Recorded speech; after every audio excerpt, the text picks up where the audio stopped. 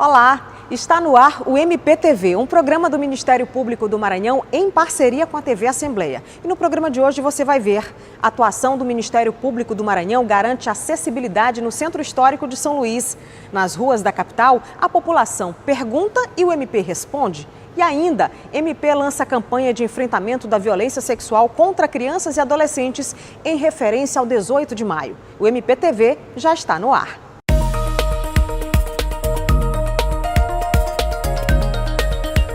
Como resultado da atuação do Ministério Público do Maranhão, entraram em funcionamento 2 dos 3 carrinhos elétricos destinados a transportar pessoas com deficiência física nas ruas no Centro Histórico de São Luís.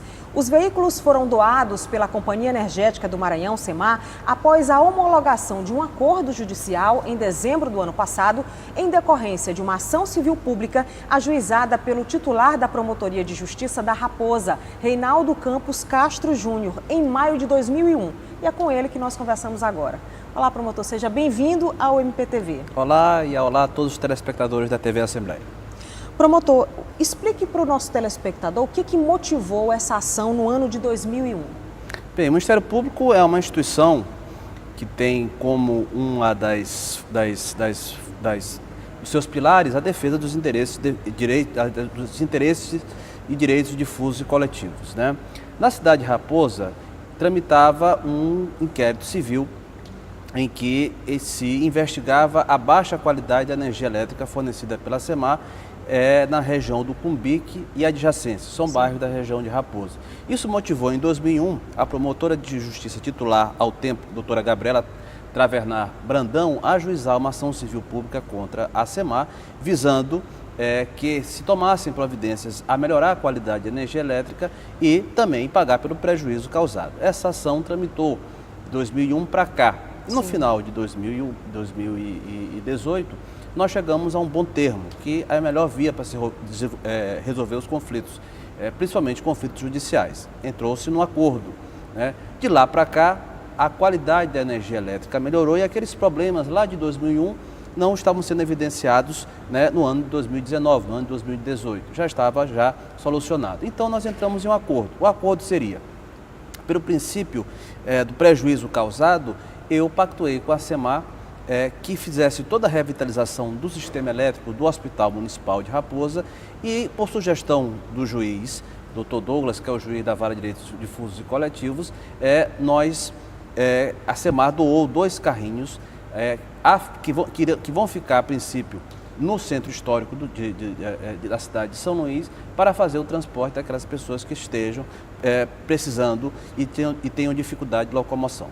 Além da questão da fragilidade do sistema elétrico naquela região, naquele momento, em 2001, houve também um apagão, né, que trouxe muitos prejuízos para a comunidade. Né? Exatamente, foi esse apagão e todo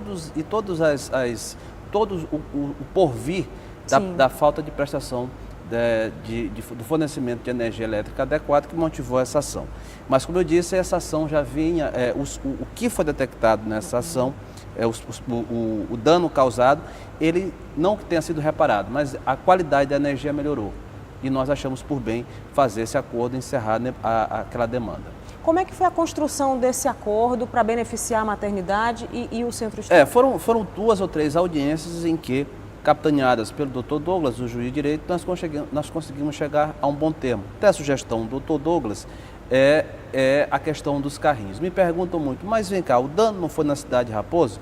Por que você botou 2 carrinhos que irão transportar pessoas que têm necessidades, que não precisam de ajuda na locomoção na cidade de São Luís, Maranhão?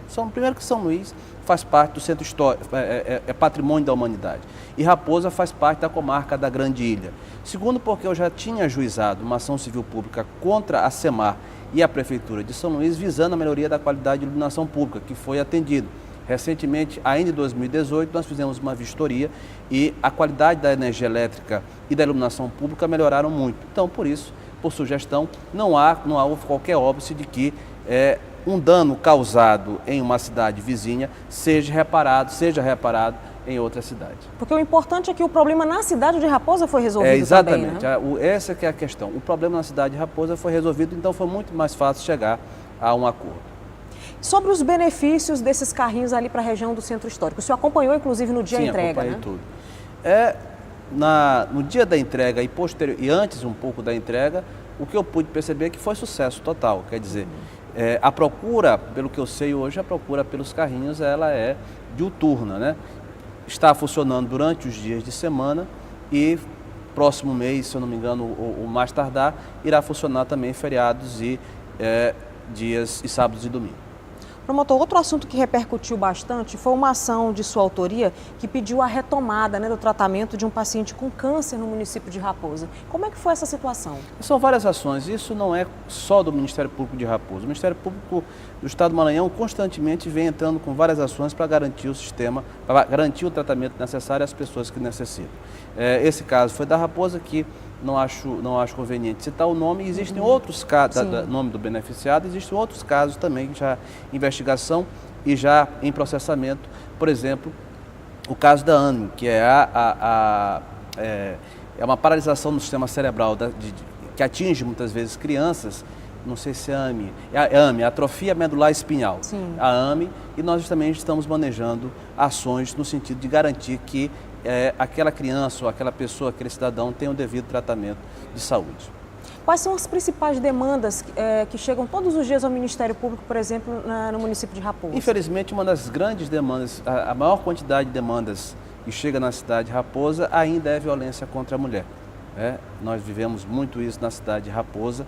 O tráfico de entorpecentes, questões envolvendo a municipalidade em geral, tudo que toca a qualidade de vida do cidadão brasileiro, que não está sendo seguido na Constituição Federal, chega ao Ministério Público do Estado do Maranhão.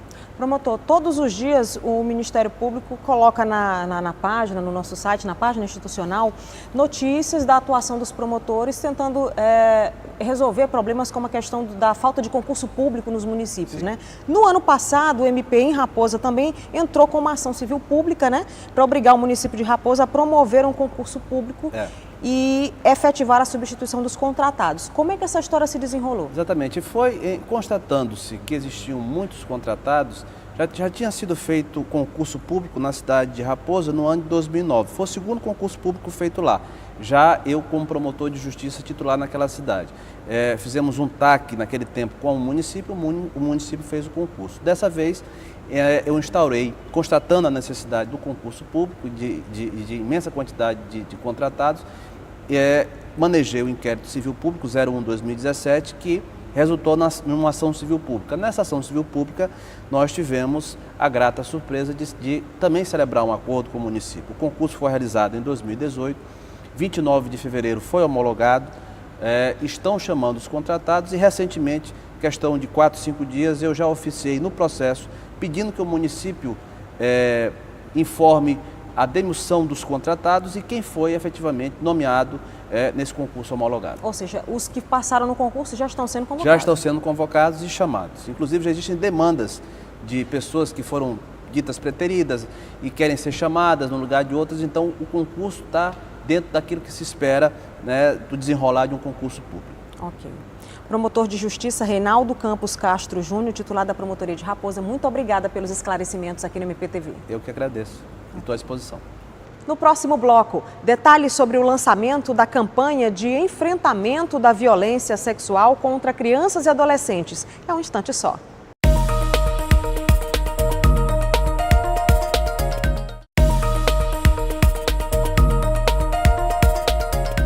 O Ministério Público do Maranhão lançou oficialmente a campanha do 18 de maio, que é o Dia Nacional de Combate ao Abuso Sexual de Crianças e Adolescentes. Sobre esse assunto eu converso agora com o promotor de justiça Márcio Tadeu Silva Marques, que é diretor da Escola Superior do Ministério Público e é também um promotor de justiça com atuação na área da infância e juventude.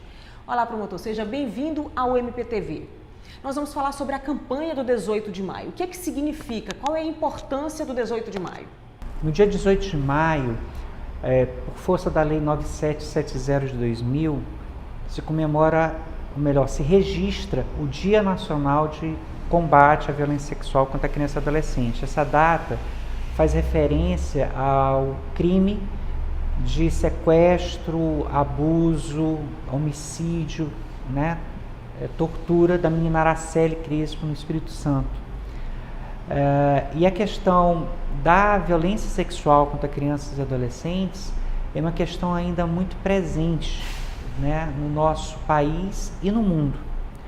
A violência sexual é um gênero da qual a gente pode falar em duas espécies: o abuso e a exploração sexual. No abuso sexual, você tem o uso da criança e adolescente como um objeto do prazer de pessoa adulta, né? E isso pode se dar pelas mais diversas formas de violência, desde a violência psicológica, a violência moral, a violência física. No caso do abuso, inclusive, a forma que é mais difícil de elucidar, de poder demonstrar, é a violência praticada dentro do âmbito familiar. E essa violência que é praticada dentro do âmbito familiar, ela muitas vezes ela não é revelada porque é justamente provocada a partir de relações de confiança entre o abusador e a criança ou adolescente abusado. Por outro lado, a exploração sexual, ela implica numa troca de favor ou de algum tipo de vantagem, inclusive vantagem econômica, né?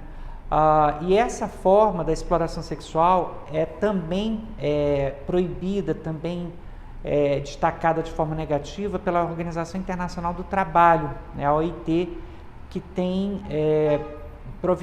atos normativos internacionais que colocam a exploração sexual de criança e adolescente como uma das piores formas de trabalho infantil, né, ao lado do tráfico de drogas e do uso de crianças como soldados em episódios armados, bélicos. Então, a questão da exploração sexual, do abuso sexual, ou seja, da violência sexual, é uma questão que tem tamanha importância, né, que a nossa Constituição, no artigo 227, no parágrafo 4º, ela fala, inclusive, especificamente sobre isso, dizendo que cabe à família, à sociedade, ao poder público, dentro da esfera da proteção integral com prioridade absoluta, também garantir a punição rígida dos casos de violência sexual. A Lei 12.015 de 2009, ela trouxe toda uma nova formatação da repressão penal em relação a isso, criando, por exemplo, o crime de estupro de vulnerável, que estabelece que qualquer contato sexual com uma pessoa com menos de 14 anos é considerado um crime de violência, que implica uma ação penal pública incondicionada, quer dizer, que deve acontecer independentemente até da vontade da vítima, com uma pena grave, né? Além disso, o favorecimento da exploração sexual, da chamada prostituição infantil, também foi prevista nessa lei de uma maneira mais explícita.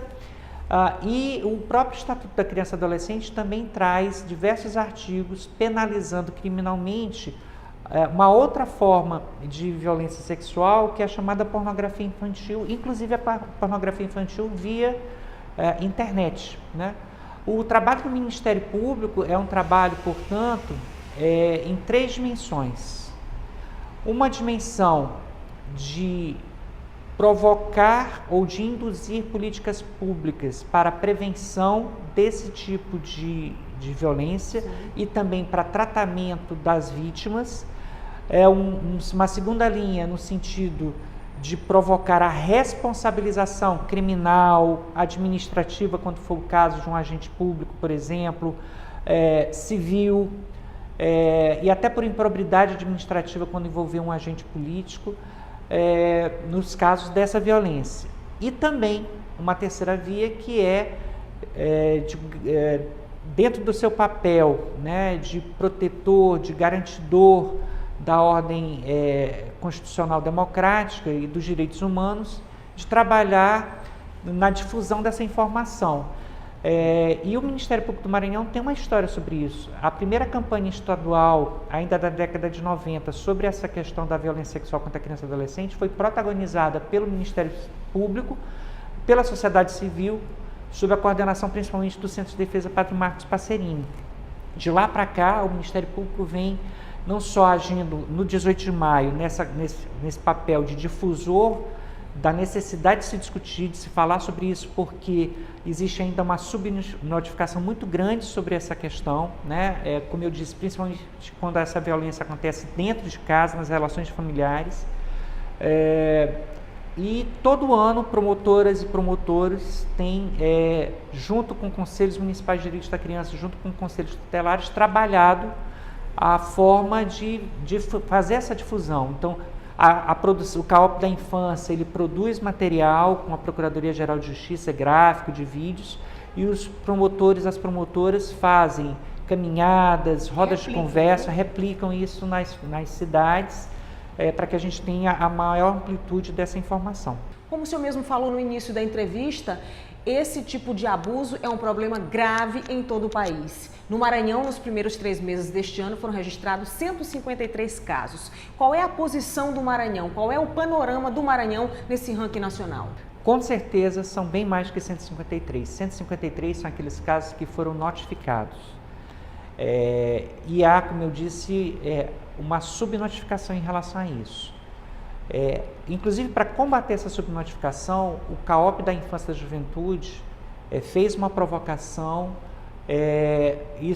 Essa provocação foi submetida à Assembleia Legislativa, se transformou numa lei por sanção do Executivo Estadual, dando poderes à vigilância sanitária para que ela possa fiscalizar se as casas de parto, as maternidades, as unidades básicas de saúde, os locais onde se faz o pré-natal, se eles estão notificando, por exemplo, os casos das meninas e adolescentes gestantes ou parturientes até 14 anos, né? Inclusive. Por quê? Porque, como disse antes, se qualquer contato sexual com pessoa com menos de 14 anos é considerado crime de estupro de vulnerável, a gravidez é decorrente desse contato sexual. O próprio Estatuto da Criança e Adolescente já dizia que as casas de saúde, os médicos, os profissionais de saúde, eles têm o dever legal, né, que se sobrepõe, inclusive, à questão mesmo do chamado sigilo, da confidencialidade da relação médico-paciente, né, porque, nesse caso, é uma medida para a proteção desse paciente, né, de fazer a notícia de violação ou de suspeita de violação de direitos de criança e adolescente, como é no caso da violência sexual. Isso também devido aos professores, à escola, né? Essa iniciativa do Ministério Público que ajudou a transformar o Código Estadual de Saúde para dar esse poder à vigilância sanitária, para que ela possa fiscalizar se os hospitais, maternidades, UBS, se estão, tanto a rede privada quanto a rede pública, se eles estão fazendo essa comunicação ao Conselho Tutelar, para tentar justamente ajudar a eliminar essa falta de notificação. É preciso que se diga que, nesse sentido, o evento que aconteceu no dia 10 foi mais uma medida importante e pedagógica para a comunidade. Se fez o lançamento da campanha, né, o Dr. Sandro Lobato fez a exposição da atividade institucional do Ministério Público com relação a esses aspectos, né, a doutora Michele, a coordenadora em exercício, e no dia 18 estaremos todos prontos para levar mais uma vez a comunidade a necessidade de fazer a denúncia, inclusive por meios que já estão aí, como diz que 100, que é gratuito, que está 24 horas, todos os dias do ano, à disposição das pessoas. Quem denuncia pode pedir o sigilo, a confidencialidade, para que não venha a sofrer qualquer tipo de retaliação. Isso é encaminhado aos conselhos tutelares, isso é encaminhado à autoridade policial. E quando há uma omissão por parte de qualquer um desses órgãos, o Ministério Público pode e age no sentido de tentar buscar a responsabilização devida. E é interessante porque sempre nas semanas seguintes ao 18 de maio, existe uma curva ascendente na oferta, né, dessas notícias, dessas manifestações denunciando esses casos. O que a gente pretende é que seja permanente essa atenção, né, das pessoas com relação a isso, porque a gente não pode permitir a banalização, a naturalização desse tipo de violência. Promotor de Justiça Márcio Tadeu Silva Marques, muito obrigada pela participação aqui no MPTV. Eu que agradeço. A coleta seletiva é obrigatória? Sim, a coleta seletiva ela é uma obrigação tanto do poder público quanto dos geradores de resíduo.